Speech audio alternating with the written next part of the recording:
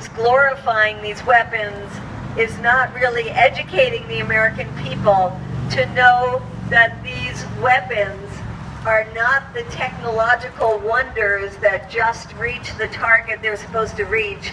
In fact, cause a lot of damage among innocent civilians, but also that these weapons are as good or as bad as the intelligence is, and that our intelligence is lousy.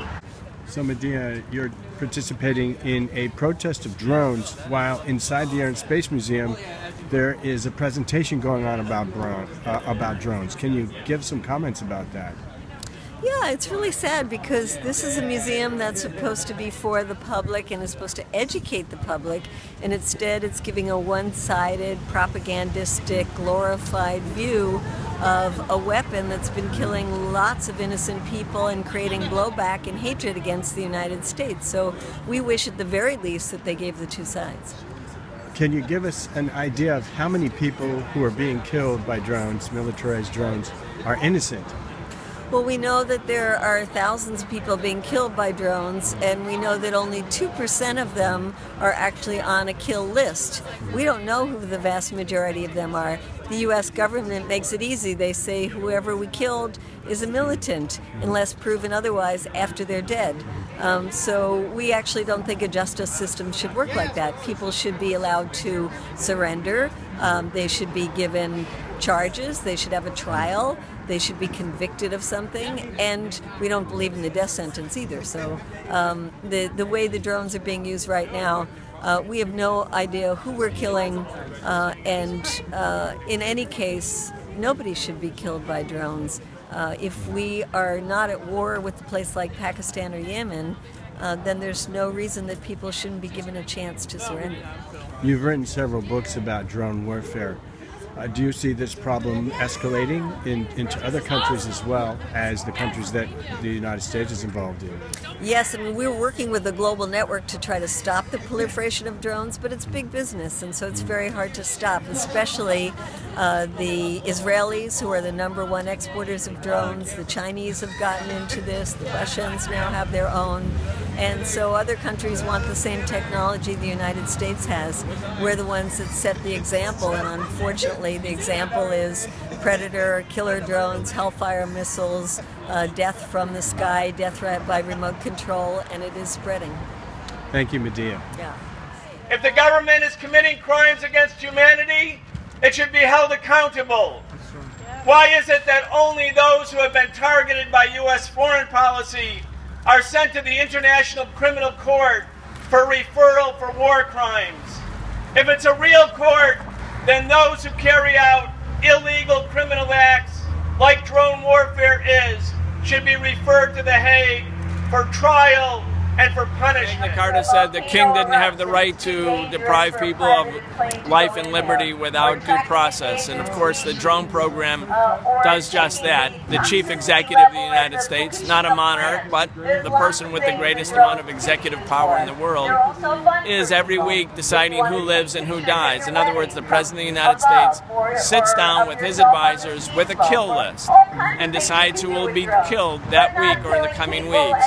And those people are deprived their, of course, life and liberty, but it's done without due process. In other words, they may be guilty, so-called, by the United States. They may be innocent. Certainly the people around them who die, and there are hundreds, thousands of civilians who die, including hundreds of children. They've been deprived of life and liberty without any due process. And, you know, it's clearly a violation of all of those rules, laws that have been the foundation for Western law. The United States government says we are a nation of laws. We live by the rule of law, but not by individuals. All individuals are constrained by law. But clearly you can't have a drone program with targeted assassinations anywhere in the world, and they are almost anywhere in the world, and then still say you're living by the rule of law. It's clearly a violation of international law. The drone industry likes to say that they're protecting us from terrorism, they're protecting the national borders, and so does the military. Are they? Well, it is warfare. What they're protecting is the United States government by virtue of trying to shield the American people from the horrors of war, hoping that thus shielded they won't become an anti-war movement. We saw in Vietnam or in the Iraq War when America was directly engaged, American soldiers fighting and killing and being killed and wounded, that millions of people came into the streets. The U.S. government wants to get rid of that kind of militant opposition at home. So the way they want to prevent that kind of opposition is to make sure that all the bleeding is done on the other side. That it's really a shielding, a protection of the American people from the horrors of war, and make sure that the horrors of war are only experienced in Yemen or in Somalia or in Afghanistan or wherever the United States carries out its drone program. It's a spineless kind of warfare because it doesn't take responsibility. If war is the most important act, if you're taking human life, if you're engaging whole countries in warfare, then there has to be accountability. But the drone program isn't secret. It's not transparent, and it allows war crimes and crimes against humanity to be committed without accountability. That, too, is a violation of international law.